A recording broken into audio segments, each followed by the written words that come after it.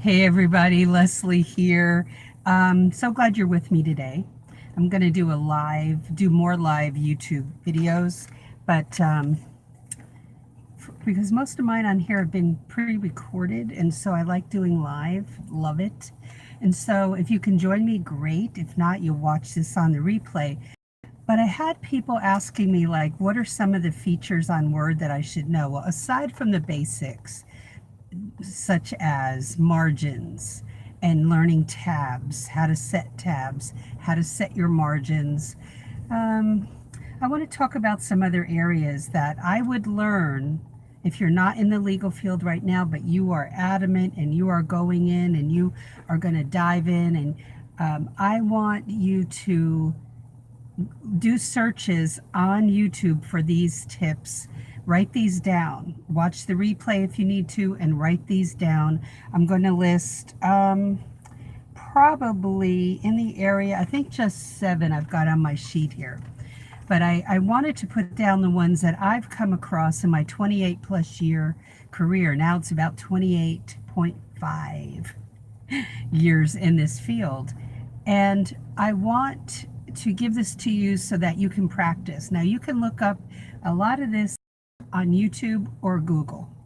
And there are great videos for, let's see, I believe it's number 5 and 6 especially on YouTube, so you can look these up, okay? And you just put the phrases in that I'm going to give you, and this will help you, all right? Before you apply for legal jobs, you should know how to do a lot of these things. And does it mean that the attorney will ask you to do some of these? No, it'll be helpful that you know these to help yourself, okay? You'll know what I mean when you're in the career. Some of these the attorney will expect you to know, all right? And you'll go into your first job and you'll be working on a legal brief and you will be stymied. And why do I say that? Because I was. And I thank goodness had another paralegal in the firm who was very well versed in number 5 and 6. So let's go. Number 1, how to compare. Now remember this is the phrase you're going to put in Google or YouTube. How to compare 2 Microsoft Word documents. Okay, I'm not going to go into detail on these. It could be that you have 2 different attorneys working on documents and they want to see where the changes have been made and all of that. Just Google it or YouTube it, search for it, and you'll see what I mean. All right, number 2, combine, or you could call it track changes from different writers, meaning 2 different attorneys and they're working on one legal brief, and that's probably what it would be, or some type of memoranda that they want to put or submit to maybe a senior partner, and they're both writing it. Most of the time in my experience, it's just been one attorney, but sometimes I've had 2 different attorneys working on one doc. It was teamwork for them. So, hey, how are you? Well, I'm not, is there math involved? I'll answer that question in a bit, okay? At the end of this video, I definitely will answer that for you, okay? So hang on. That number 2 was track, or you could say combine changes from different writers. Let's see. Well, hey, how are you? Glad to see you here. I don't have my glasses on, so I'm squinting to read the comments, but I'll read them. I'm sure I can look back later. All right, number 3, mark your doc as final. Now this one I can explain. Let's say that the attorney wants you to save all the versions. He or she is making changes, but wants you to save each one as a draft. And so you may be putting draft 1, draft 2, draft 3 as you're saving those and making those changes. And then when they finalize it, you want to put caps. That's what I did anyway. After the title of the document, the title should always be the same. Don't change up the title. And then put hyphen final in caps, meaning that's the whole enchilada. That's what went out to the court. And there you go. So you can always know that that's the final, and you can see the progression, okay? It's just being organized. All right, so that was number 3. Number 4, learn how to use styles. So you can say how to use styles in Microsoft Word. And again, search on YouTube or Google. All right, now the biggies that I feel are biggies here for somebody who's going in and maybe working for any type of attorney that goes into court that works trials. I would say you have to know how to do a table of contents in Microsoft Word. So that's just put in how to do a table of contents in Microsoft Word, or how to create a table of contents in Microsoft Word. And the next one, number 6, is how to create a table of authorities. authorities. Okay?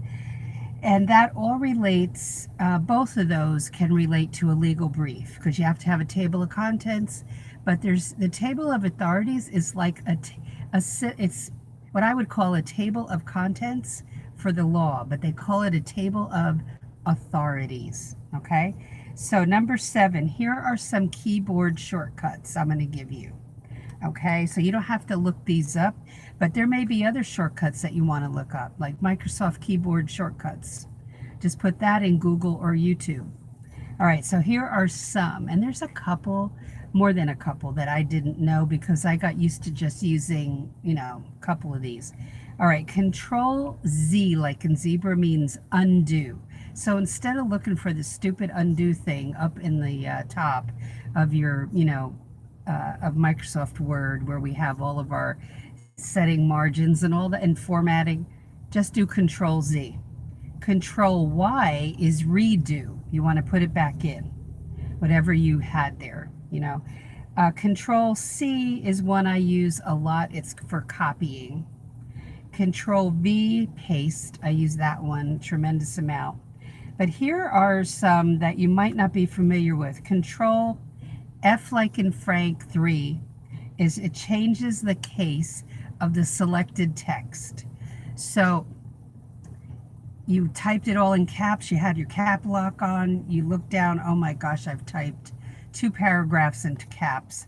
And you can just do a highlight and then do a Control F3. It brings it down into lowercase. But my memory, if my memory serves me right, it's just going to do the whole thing in lowercase, and you're going to have to put caps on the first letter of the first word in each sentence. Or, and if there's a city named in there, you're going to have to capitalize it. All right, and finally, Control F, like in Frank 5, is it moves the cursor to the most recent edit. Did not know that. So those are some of the most important ones, but if I were you, I would look up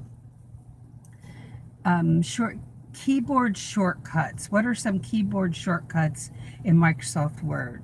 And see if any, because if any of that would help speed up how you do things, or give you those incredible shortcuts. Control C, Control V, I'm so used to that.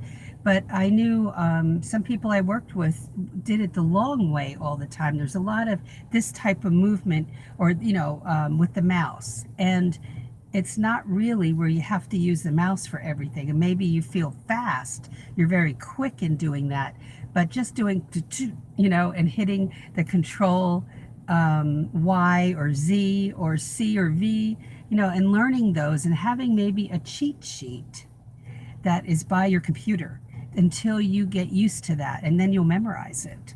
So, all right, so the question that came up was, do you need math to be a paralegal? Honestly, let's say, for instance, if you're working for somebody who's representing banks, and you may have to add columns or something, they're probably going to have, more than likely, software that adds it. What I would do is make sure that beginning Excel, but sometimes if they have a specialized software for the type of law that they do. For instance, when you work in family law and you do divorce, there will be an accounting of everything that everybody owns on both sides, the husband and the wife. And most of the time, the software will have certain, like in the petition, the initial petition, and this is not an area I have worked in, by the way, but I know from people going through it in my family, or friends that have gone through it, they had to list out everything they owned, and that had to be added as to what their assets were. What did that amount come to? But most attorneys use a software to do their family law documents. Um, they've gone more techie than say 20 years ago. So that's what I would ask about in an interview. Do you use specialized software to create your documents if you're looking at family law, or you're looking at working for someone who represents banks? Um, and I'm sure there are other areas, but that might use, addition, subtraction. I don't think they'd use calculations like in algebra. I'm trying to think of any other areas. I know in personal injury, for instance, when you're looking up the damages somebody has sustained, like how much did their medical bills amount to? But again, there should be specialized software that attorneys are using now for that make it foolproof, instead of relying on the staff to add it up correctly. And not many attorneys I've known in my life have been mathematicians. I happen to have a daughter who's a mathematician. She didn't get it from me. Where she does, she teaches very high math, but that is not what I've come across as needed, like in the legal field. I mean, simple addition and subtraction, I would think would be something good to have. But when it comes to adding up columns and all this stuff as if you were working for a CPA, no. Not that I've seen in 28 years, okay? But somebody else may have some input on that who works in a field where that's required, and I'd love for you to comment below if you do, okay? So that is it for today. Let me know in the comments if you have any questions about, a topic. I teach a class called Paralegal Inner Circle, and I will put a link to that below in the description box later on this evening. And that will relaunch in January 2019. So I hope you will join me. Let me put my glasses on so I can see. Oh,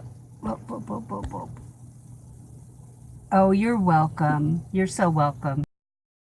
This off. Sometimes the comments appear and then they go whoop and they disappear. It's just weird on both Facebook and YouTube with the comments on the live feed on the phone. So yeah, I don't think you have to worry about the math too much. It's very high. Even with the smaller law firms, attorneys are buying software. Having worked in bankruptcy in the past, that's a numbers type of environment, and we have to add up the assets of people and their debt, but it's all done in software.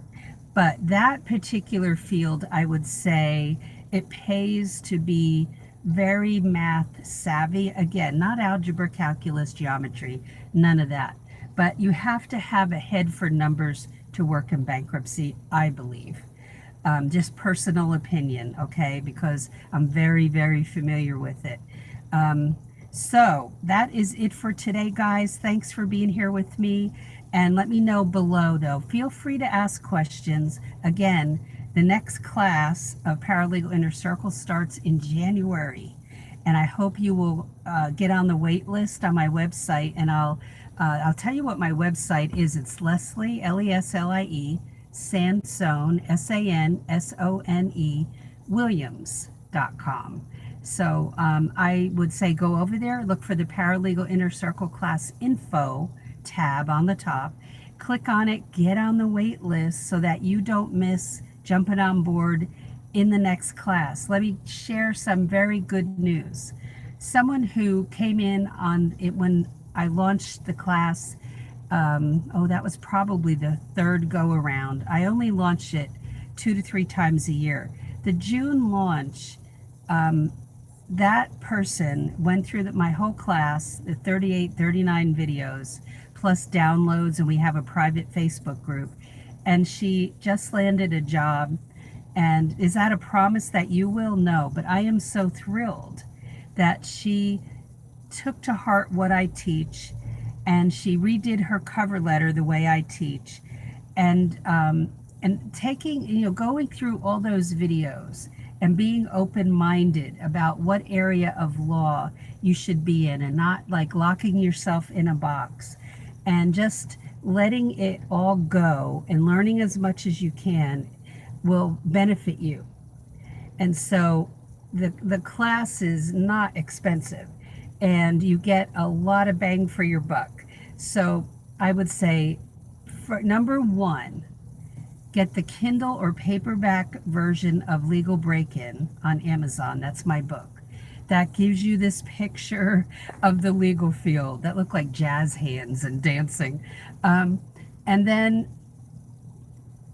go and just make a commitment to yourself to join our class in January, and you will have approximately 1 year to go through all those videos, but you don't need it.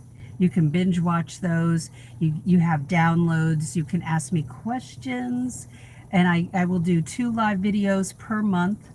And plus I do live videos quite regularly on Paralegal Coffee Talk, my Facebook page, okay? So if you're not part of the Paralegal Coffee Talk page, just go over there and like it. Now, don't think that in that class that I'm going to be hovering over you and all that. That's an on-demand class. That means you watch those videos at 12 midnight or 5 in the morning, whenever you have time. I don't do them live because I know people's schedules are crazy. So you will have me live in the group that we have. It's a private group, and only people who sign up for the class can hang out there and ask me questions. So that's the purpose of that Facebook group. But there's no pressure. There's none of that. You go at your speed. You go through those videos. There's no test. I don't look to see how fast you're finishing the class. I don't do that because I want to give you the freedom to move forward at your pace. Okay, that's important. When I took algebra in college, people were flying ahead of me, and the teacher went with the pace of the people who had already just had it in high school. And here I was in my 30s and had never had algebra. So, you cannot... I don't go at that pace. Those classes are at your pace, okay? So somebody asked me if I did them live, and I don't, for that reason, so that you can take your time, and what I preach is take notes as you're watching the videos in my class. Now, the class just finished launching from September 4th through the 11th, and it's closed now, and it won't reopen until January, so get on the wait list on my website, okay? Paralegal Inner Circle Class Info tab that's on Leslie Sansone Williams 126 LeslieSansoneWilliams.com. So I'm going to put the link below later on when I am out of the car. I love to do videos in my car because it's quiet. The acoustics are pretty good, and there are no barking dogs. So have a great day. And again, questions, comments, make them below, and I will try to help you out. All right. So take care, and I will talk to you in the next live video. All right. Bye.